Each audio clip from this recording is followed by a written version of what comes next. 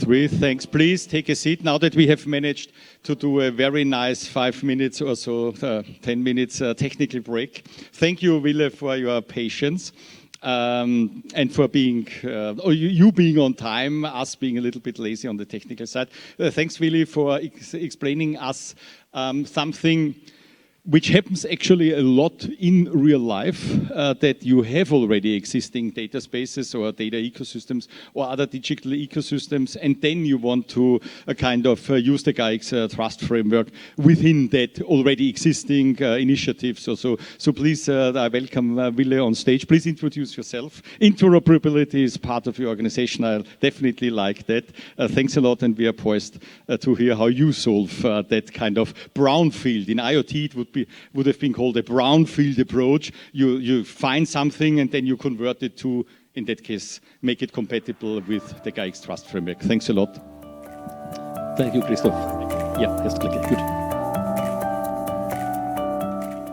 So, good afternoon, everyone, and thanks, Christoph, for the introduction. So, my name is Ville Sirviö. I'm the CEO of the Nordic Institute for Interoperability Solutions. Besides that, I've also been a member of the Gaia-X board of directors for almost 2 years now. And by the way, a reminder, there is still time to be a candidate for the Gaia-X board.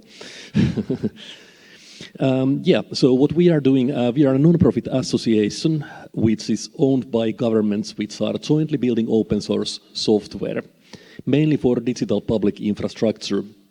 And our flagship product is X-Road, which is most widely deployed, and the other product we are currently working on is Harmony e-delivery access, which is for establishing an access point to the European e-delivery policy domains and networks. Our member governments today are Estonia, Finland and Iceland, but we also collaborate with the governments of Schleswig-Holstein in Germany, Quebec in Canada, Ukraine, the Faroe Islands and the Åland government of Finland. So we have plenty of governments with us. Our journey with data spaces started in 2020, and we have been involved in Gaia-X, IDSA and Eclipse activities since then. First I give a little bit of background what we are doing related to X-Road, which is our flagship product as said. It's a free and open source data exchange solution aimed for establishing collaborative data sharing ecosystems. The typical use case is that a government or digital service or agency of a government is setting up a data sharing ecosystem which is cross-domain, it's public-private, public-public, private-private. Any use cases are possible under an X-Road data sharing ecosystem. X-Road is recognized DPI and also a digital public good, so it's fully free and open source under the MIT license. This is the business case of X-Road, so instead of implementing point-to-point integrations, we aim to implement an ecosystem in which every organization is setting up one access point, and through the one access point has the technical ability of exchanging data with any of the members of the data sharing ecosystem. This is the technical outlook of how it happens in X-Road. So the access point components are exchanging data between each other. So actually there is no centralized point of failure or central component that could be critical for the actual data exchange to take place. The central components of X-Road are only meant for managing the data sharing ecosystem, and those are not needed for the actual data exchange process. So, for example, the ecosystem could have 1,000 services with access point components that are directly facilitating data exchange, which makes it very resilient and secure for the user organizations. And this is the outcome, how it looks like practically. So over the public internet, we have a secure data exchange, we have service catalog, registry of members, many elements which are very similar to what we are discussing also with data spaces. The main difference historically maybe is that X-Road has been intended for cross-domain use and not for building domain-specific data spaces or data ecosystems.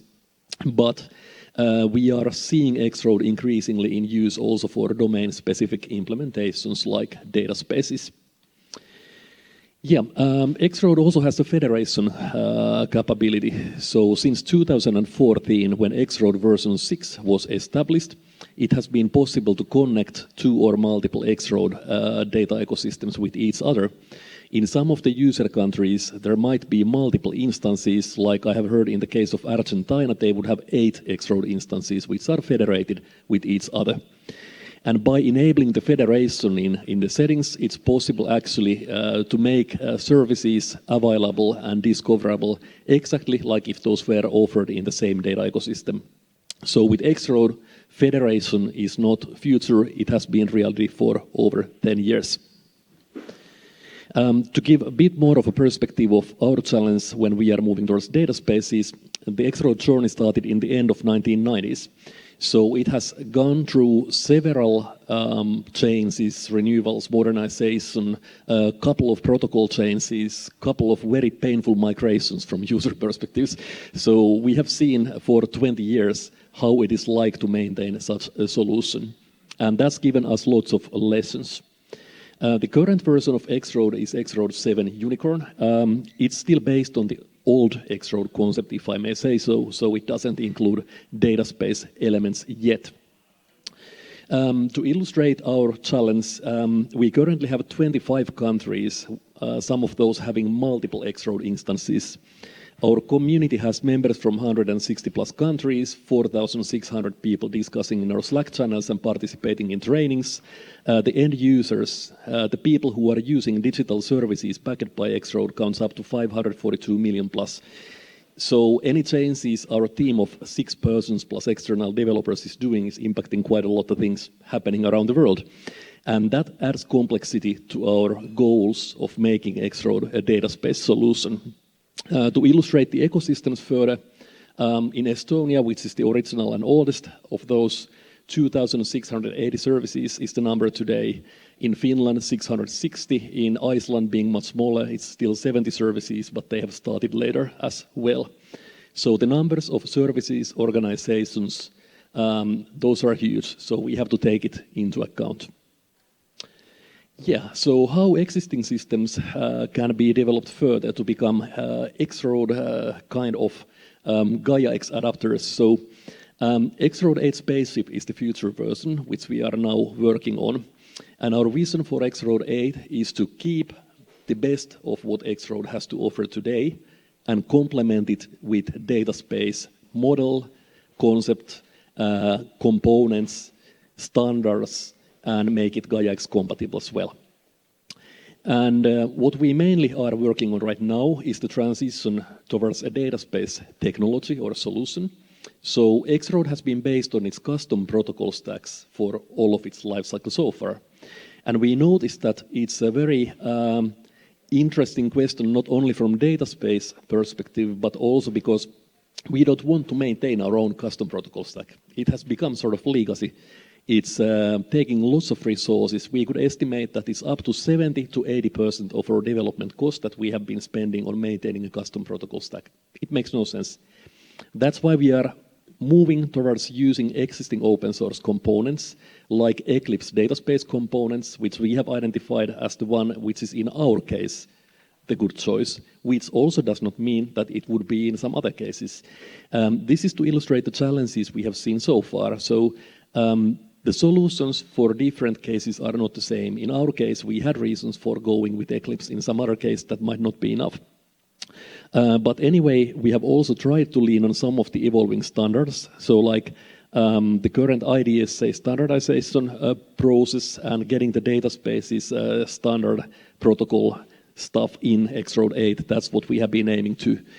Currently, we can only federate X-Road to X-Road, but in our plans in the future, we see that X-Road could also be federated with other data ecosystems, not only X-Road to X-Road, but X-Road to any other data ecosystem, which is following the same standards, both at the protocol level and also in the overall federational level and what is needed for that. Timeline, we are coming out with the beta version this year, introducing the first elements of X-Road 8, making it a data space solution. And we aim to come out with a release version in 26, so real production level version, and not including all of the stuff we have in our plans, but introducing the first steps of giving X-Road 8 out. The things to consider what we have learned based on the X-Road journey are many. First of all, if we think about the scope of it, whether it's about data space compatibility or other technical upgrades, we came to a situation when we had a long list of things that the users would like to have. And finally, we had to start considering, are we to implement it now, or can we find solutions which exist in some of the data space projects or are in the pipeline of some of the data space projects? So moving to a data space concept, model and standards is actually requiring you to consider some of your existing roadmap items, whether you implement those immediately or later as part of the overall transformation. And that was actually a surprisingly big question. And if it's best to wait for longer and roll out a version which is including quite much of new things and those elements that you need for modern data spaces, or if you are rolling out parts of your things first and then coming with some new stuff later, it's very difficult balancing still, and we are a bit of struggling with it. Also with the question of how much to maintain legacy for backwards compatibility and how much to go forward to gain new benefits. Existing open source components, well, we have been talking about open source everywhere, but we have not been using it enough ourselves. As said, we are moving towards utilizing what is already there. And I think it's a good way also in terms of cooperation, because we actually benefit from working together on the common solutions instead of being siloed. The backward compatibility, yeah, it's a big issue. We want to keep it as much as we can. And to be honest, it's a fight against time, how quickly we can deliver something new and how much we still stick into some of the existing things. Changing the users' minds and making people to make changes in their information systems in a large data ecosystem has been very challenging in the past, and it is also now. Then about the member organizations, it's a good question about which organizations want to be Gaia-X compliant. So what we are doing, we are converting our existing data ecosystems to be prepared for Gaia-X. So we are technically enabling for the organizations in the best scenario in the future that they could use their existing access point components when joining data spaces, not only within their own data sharing ecosystem, but also with other data spaces. And that would reduce the need for additional implementations or setting up multiple access points. So our goal is to enable the organizations to be prepared for the future European data spaces, Gaia-X-based data spaces. The management and operational processes is an interesting area, because in X-Road we have had this model for 20 years. It provides a model of how you can manage a data ecosystem, and it's working in practice, it's there. And in data spaces, we have similar models, processes, but there are also some differences. So again, we have to adjust. And for example, in X-Road, we have some of the management processes in the admin interfaces and even everywhere in the code, kind of hard-coded, including some of the old terminology of those days when X-Road was started. So it's a long process of replacing existing terminology and existing model with the new stuff coming from the data spaces, because it might require attention in all of the 40,000 lines of code somewhere. Policy updates, that's also a tricky area. We have to consider what are the changes needed for the X-Road model, which is also implemented a bit differently in each country. So we have to take into account the country-specific differences. Same applies with the roles. So existing data ecosystems might already have established roles, and we have to see what to do with those. And finally, federating with other ecosystems, that's a new area yet, and we haven't touched it so much. So we have an existing federation model, but we have to see how to make it work.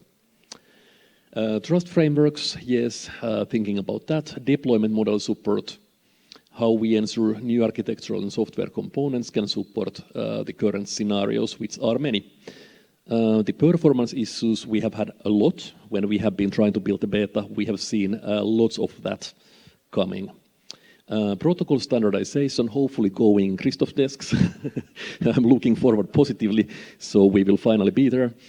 And whether to operate own clearinghouse for some purposes or relying on the public instances and so on. So that was to illustrate the challenges which we have with the existing data ecosystem. Maybe my key message is make a careful plan of what you want to achieve. If you go for data spaces, check your backlog, what you will do now, what you will do later. And finally, involve the users and keep them updated. So change management is, in our case, in a very key role to ensure that we don't have thousands of disappointed people, but to ensure they find the benefits of data spaces, they find the benefits of Gaia-X, and they understand their possibilities in the future to become members of Gaia-X-based data spaces. So that's maybe some of our key findings. So please get in touch if you have any questions about the content, and we are happy to talk. Thank you.